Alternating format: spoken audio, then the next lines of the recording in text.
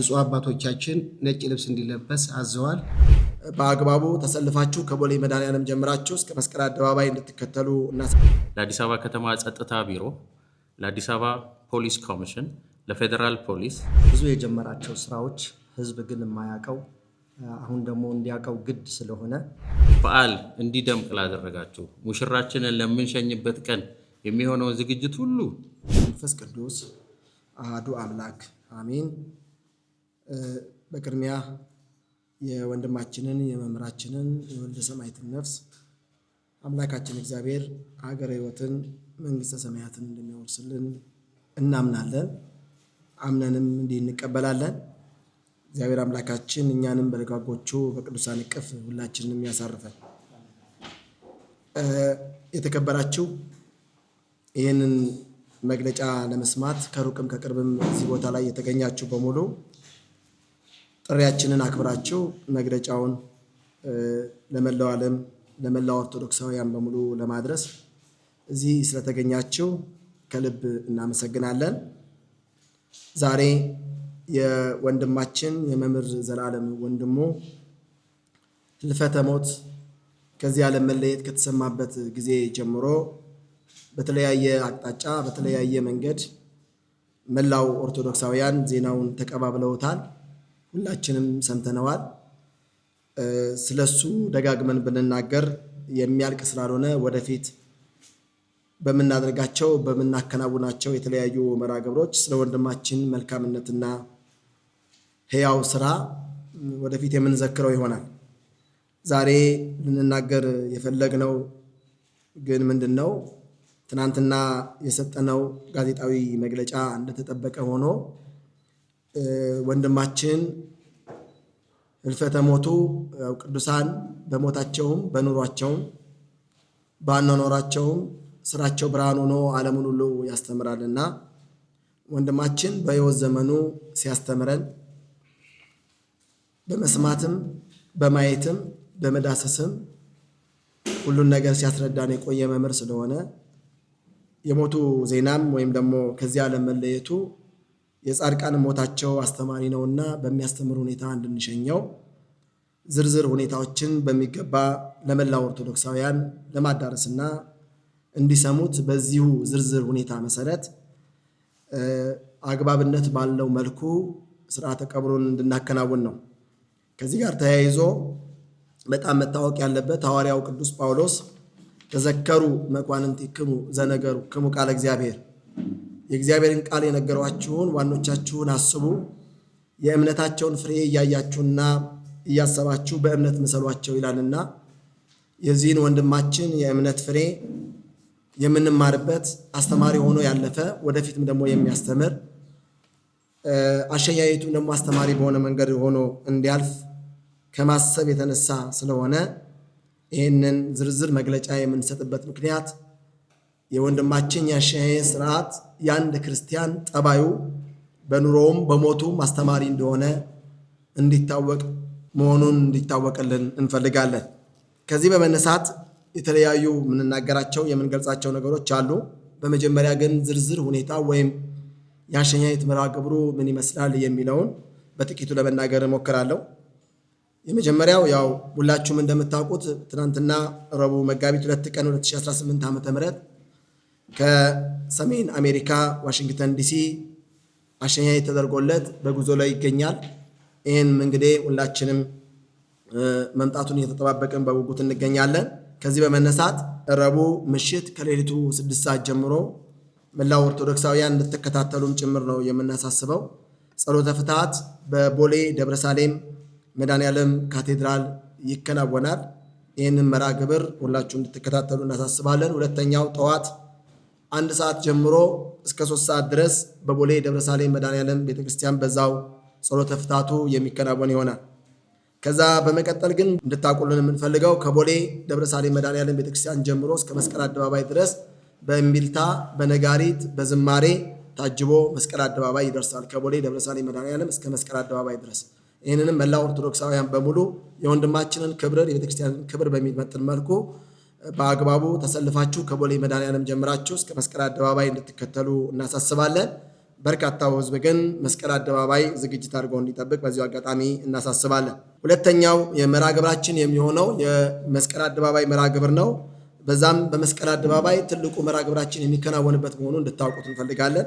በዚህም የመጀመሪያው የሚሆነው ምንድነው? እሱ ጸሎተ ናኩቶ ሙሉ ጸሎተ ናኩቶና ያሬዳዊ ዝማሬ የሚቀርብ ይሆናል። ይሄም የሚሆነው ከቀኑ 5 ሰዓት 6 ሰዓት ጀምሮ እስከ 7 ሰዓት ድረስ በአጠቃላይ ለ1 ሰዓት ጸሎት ስነ ስርዓቱ ከተከናወነ በኋላ በሚቀጥለው ወንድማችን የምንሸኘው በዝማሬ በምስጋና ስለሆነ እንደ ሰማይ መላእክት እያሸበሸብን ስለምንሸኘው የጋራ ዝማሬ ይኖራል።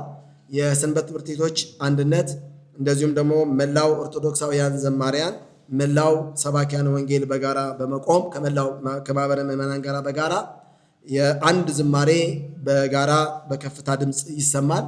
ይሄ እንዳለቀ ቅኔ ይቀርባል። ከቅኔው ቀጥሎ የወንድማችንን የህይወት ዘመን ታሪኩን የሚናገር ታሪክ በሚገባ በዝርዝር የሚቀርብ ይሆናል። በመቀጠል የሐዘን መግለጫዎች ከተለያዩ አካላት ይቀርባሉ። ከቅዱስ ፓትርያርኩ ጀምሮ ተዋረድ ይህንን የሚያስፈጽሙ የሐዘን መግለጫ የሚያቀርቡ የመንግስት ተቋማት እና የቤተክርስቲያኒቱ ከፍተኛ አመራር አካላት እንደዚሁም ደግሞ የተለያየ ማህበራት የሐዘን መግለጫ ያቀርባሉ። ይሄ ከተደረገ በኋላ በጣም ወንድማችን በወንጌል ያለፈ ስለሆነ ዕለቱን ማስተማሪ ስለሆነ ቀኑንና ወንድማችንን ሊመለከትና ሊያስተምር የሚችል ትምህርት ሰፊ ትምህርት ይሰጣል። ይህንንም በትዕግስት ሁሉም እንዲጠብቀው ነው።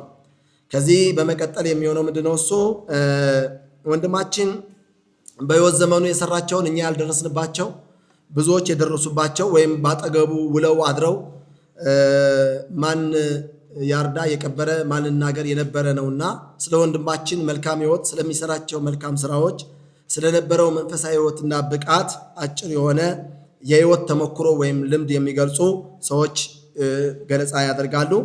ከዛም እጅግ የምንወደው የምናከብረው ሊቀ መዘምራን ኪነ ጥበብ ወልደ ቂርቆስ ለዕለቱ የሚስማማውን ዝማሬ ከዘማሪያን ጋራ በጋራ በመሆን በመስቀል አደባባይ በከፍተኛ ሁኔታ በርካታ ሕዝብ በተሰበሰበበት በልዩ ሁኔታ ዝማሬው ይቀርባል። ከዚህ ዝማሬ በኋላ የብፁዓን አባቶች ቃለ ምዕዳንና ቡራኬ ተደርጎ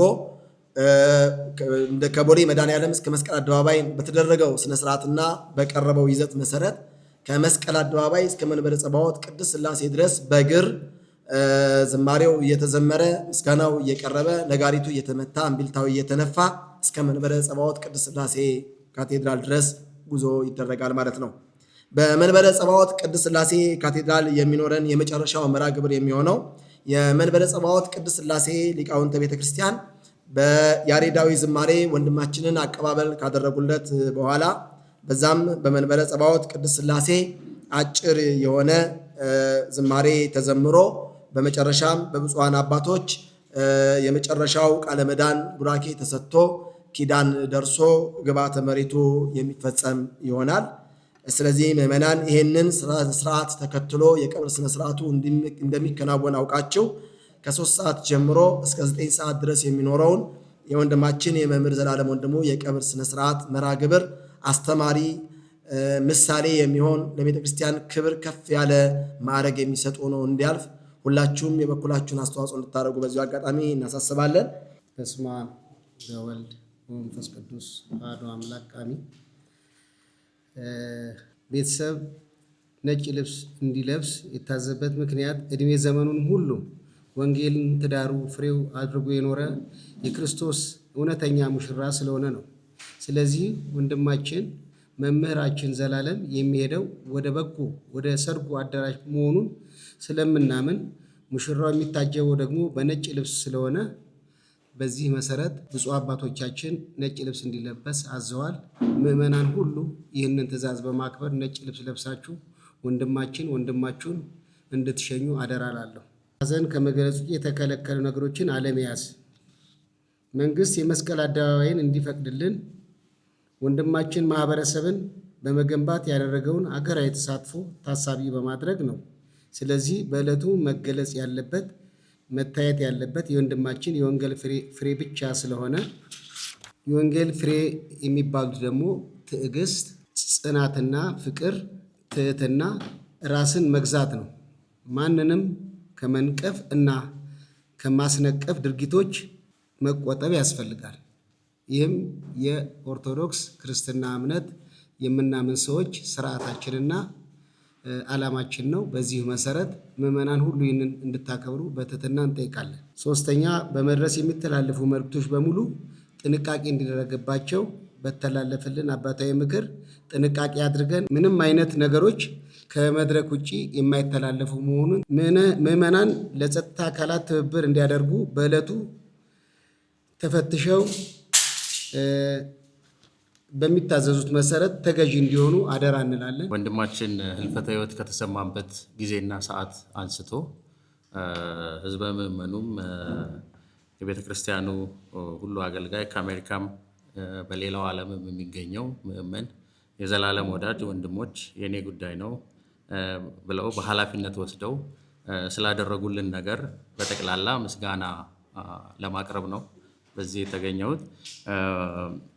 የጸሎትና ጸሎተ ፍታቱን በተመለከተ በቤተ ክርስቲያን ሕግና ስርዓትና ደንብ መሰረት ጸሎተ ፍታቱ ቅዳሴው በሰሜን አሜሪካ ብፁዓን አባቶች በተገኙበት በከፍተኛ ሁኔታ የተደረገ ስለሆነ፣ ሌላው ከዚህ በመቀጠል ምስጋና ማቅረብ የምንፈልገው ለተደረገልን ትብብር በሙሉ በመጀመሪያ ለአዲስ አበባ ከተማ ከንቲባ ቢሮ፣ ለአዲስ አበባ ከተማ ከንቲባ ቢሮ ልዩ ጽሕፈት ቤት፣ ለአዲስ አበባ ከተማ ጸጥታ ቢሮ፣ ለአዲስ አበባ ፖሊስ ኮሚሽን፣ ለፌዴራል ፖሊስ፣ ለጸጥታ አካላትን ለተደረገልን ቀና ትብብርና መልካም በጎ የሆነ አቀባበል በሙሉ እጅግ አድርገን በእግዚአብሔር ስም እናመሰግናለን። በመጨረሻ በመስቀል አደባባይ ስለሚደረገው የሽኝት ህዝበ ምዕመናኑ ለጸጥታና ለፖሊስ አባላቶች በእኔነት ስሜት ትብብር እንዲያደርጉልንና ስንል በትህትና የጠየቅን ሁላችሁም ህዝበ ምዕመን የኢትዮጵያ ኦርቶዶክስ ቤተክርስቲያን እምነት ተከታይ የሆናችሁ የመምህር ዘላለም ተማሪዎች የሆናችሁ ወንድሞች እህቶች በሙሉ የጸጥታ አካላት በሚጠይቁን ትብብር በሙሉ መልካም ስነ ምግባር አሳይታችሁ የእኔነት ስሜት ተሰምቷችሁ እናንተ ተገልጋይ ሳትሆኑ ገላጋይ ሁሉንም ጸጥታ አስከባሪ ሆናችሁ እንድታሳልፉልን እያል እጅግ በጣም በትህትና እንጠይቃለን። ይሄ የቤተሰቡም የዚህ አብይ ኮሚቴም መልእክት ነው። ይሄንን በአጽንኦት ማስተላለፍ እንፈልጋለን። ሌላው ከዚህ በመቀጠል ምስጋና ማቅረብ እንፈልገው የወንድማችን ህልፈተ ህይወት ከተሰማበት ጊዜ ጀምሮ በቤት በሌሊት ተገኝታችሁ ከቤተሰቡ ጋርና ከአባቶች ጋር ትእዛዝ ተቀብላችሁ የዚህ አብይ ኮሚቴ አባላት የሆናችሁ አገልጋዮች በሙሉ ከላይ ከቅዱስነታቸው ከቅዱስ ፓትርያርካችን ጀምሮ የቤተ ክህነት ጽሕፈት ቤት ብፁዕ አቡነ ሳዊሮስ በአዲስ አበባ ሀገረ ስብከት ሁላችሁም ላደረጋችሁት ትብብርና ይሄ ኮሚቴ ተቋቁሞ ስራውን እንዲሰራ በአስቸኳይ ለወሰናችሁት ውሳኔ የዚህ አብይ ኮሚቴ አባላት መምህሮቻችን ሁላችሁ አገልጋዮች የቤተ ክርስቲያን አገልጋዮች ከፊት እየመራችሁ ሕግና ስርዓት እንዳይጣስ ተከታትላችሁ እያረማችሁ ለዚህ ቀን የሚያስፈልገውን ፕሮግራም እንዲሳካ ላደረጋችሁ አካላት በሙሉ ምስጋና ማቅረብ ፈልጋለሁ። ከዚህ በመቀጠል ለዚህ የሽኝት ጉዞ የወንድማችንን በዓል እንዲደምቅ ላደረጋችሁ ሙሽራችንን ለምንሸኝበት ቀን የሚሆነውን ዝግጅት ሁሉ በመልካምነት በበጎ ሀሳብ ዛሬ በዚህ የተገኛችሁ የሚዲያ አካላትን ነው ማመስገን እንፈልገው። እጅግ በጣም አብዝተን እናመሰግናለን። ክብር ይስጥልን። እግዚአብሔር ስራችሁን ደግሞ ወደፊትም የተሳካ የተባረከ ያርግላችሁ።